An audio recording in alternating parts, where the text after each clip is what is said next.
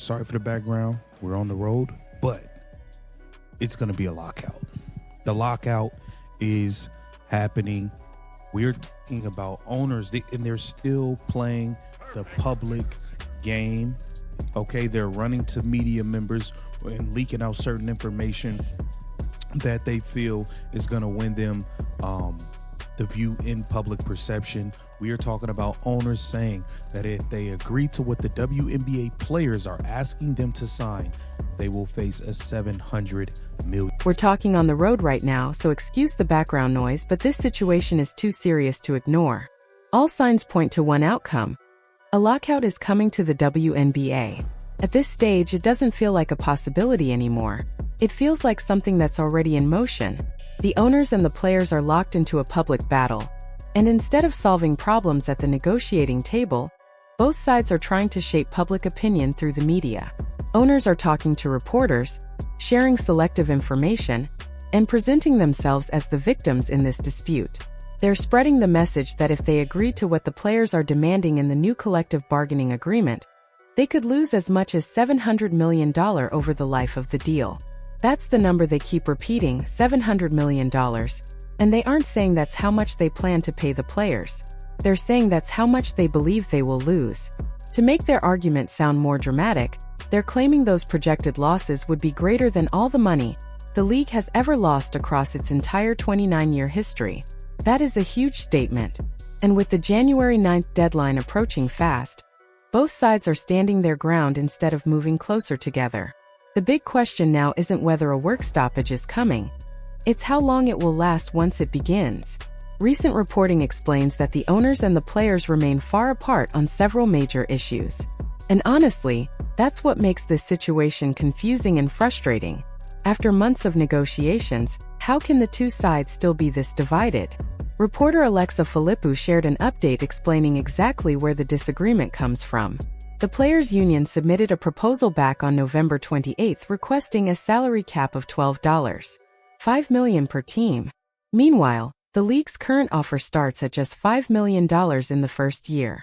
That means these proposals aren't just slightly different, they're more than double apart. But the gap goes deeper than salary numbers. The players want 30% of gross revenue, money counted before expenses are taken out. The owners, on the other hand, want to offer 50% of net revenue, money that remains only after all expenses and operating costs are deducted. These aren't just competing numbers. They're competing philosophies about how the league should operate financially.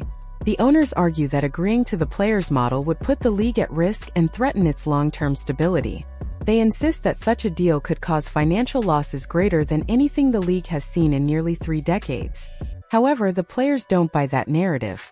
The union argues that their proposal would still allow the league to remain profitable, especially when factoring in new revenue streams, rising popularity, and expansion growth. A source close to the negotiations even called the owners' projected loss number absolutely false, pointing out that the disagreement largely centers on one key issue: expansion fees. This is where the debate becomes complicated. 3 new WNBA expansion teams recently paid $250 million each to join the league. That's Cleveland, Detroit, and Philadelphia, a combined total of about $750 million. Players see that money and say, "This is revenue. This proves the league is valuable. It should count toward our earnings." But the owners claim that expansion fees shouldn't count as profit because teams receiving that money will later share future league revenue with the new franchises. In other words, the players see expansion fees as real income contributing to the bottom line. The owners describe them as neutral transactions that simply redistribute value. It's an accounting battle, not just a sports argument. And whichever side wins that calculation essentially controls the entire negotiation. The league's most recent proposal, presented on December 18th, included higher salaries than players have traditionally earned. Maximum salaries would begin around $1.3 million and increase to nearly $2 million over the course of the deal. Average salaries would climb from just over $530,000 to more than $700,000. Minimum salaries in the first year would exceed $250,000. The salary cap would start at $5 million and gradually increase alongside league revenue. Those numbers sound impressive compared to past seasons, especially for a league that has historically underpaid its athletes. But for the players, this negotiation is about more than bigger checks. It's about control, fairness, and respect in how revenue is shared. They've watched NBA players secure 50% of basketball-related revenue. They see athletes in other leagues benefit from revenue systems that reward growth.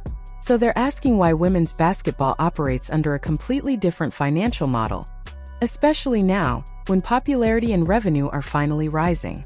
Owners respond by saying the WNBA still isn't profitable enough to support that kind of structure. They argue that expansion fees reflect future potential, not present-day earnings, and that giving players a percentage of gross revenue could bankrupt teams if expenses continue rising. Players reply that it's impossible to claim financial hardship in a league where expansion teams are paying $250 million just for the right to join. They argue that owners can't talk about poverty while franchise values are skyrocketing. One of the biggest concerns for the players is the difference between gross and net revenue. When earnings are based on net income, owners control what counts as expenses. Travel costs, marketing spending, staffing budgets, all of those can be shifted or structured in ways that reduce the amount of net revenue available to share. That's why players want a percentage of gross revenue instead. It prevents their earnings from being limited by accounting decisions they don't control. Owners insist that their situation is different because the WNBA has operated at a loss for most of its existence, often supported by NBA subsidies and private investment. They say they should not be expected to continue absorbing losses, while players automatically receive a share of top-line income. Both sides believe they are protecting the league's future, and both arguments carry real weight.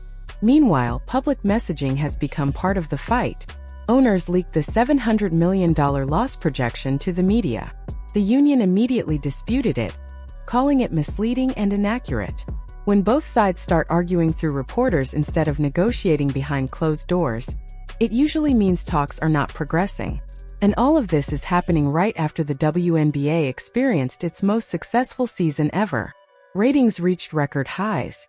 Star players like Caitlin Clark and Angel Reese brought in massive fan interest. Attendance improved. Sponsorships grew. Expansion cities paid historic franchise fees because they believe in the league's long-term value. After years of slow growth, the league finally built real momentum. Yet instead of building on that success, the league is now in danger of shutting down an entire season because owners and players can't agree on how to divide the rewards. That's what makes the situation so discouraging. The owners say that agreeing to the players' model would cost them $700 million. But if you're predicting losses of that size, you're also predicting extremely high revenue. You don't lose hundreds of millions of dollars on a business that isn't growing. You lose that kind of money when revenue is increasing fast, but you're fighting over who gets to keep it. So in a strange way, the owners are admitting that they expect the league to generate massive income in the coming years. They're simply trying to secure as much of that revenue as possible before sharing it. The players, meanwhile, see expansion fees and rising visibility as proof that they have earned a fairer share. They don't want to wait another decade to benefit from growth they helped create. They believe this is the moment when the system should change. The real issue is trust or the lack of it. Players don't trust the owner's accounting. Owners don't trust the players' projections. Both sides are guarding their leverage instead of working toward middle ground. And as the January 9th deadline approaches, a lockout feels increasingly likely. If the season disappears, everyone loses: players, owners, fans, sponsors, and the league itself. The progress made over the last 2 years could vanish. Attention could shift elsewhere. New fans might not return. But neither side seems ready to back down. Players believe this may be the only moment when they have enough visibility and bargaining power to demand structural change. Owners believe players are overestimating their leverage and risking the league's financial stability. Someone is miscalculating, and soon we're going to find out who. So here's the real question. Do you believe the owners when they say the players' proposal would cost them $700 million? Or do you think that number is exaggerated to influence public opinion? One side is clearly wrong about the financial math, and eventually the truth will have to come out. Let me know what you think. Are we headed toward a season or a lockout?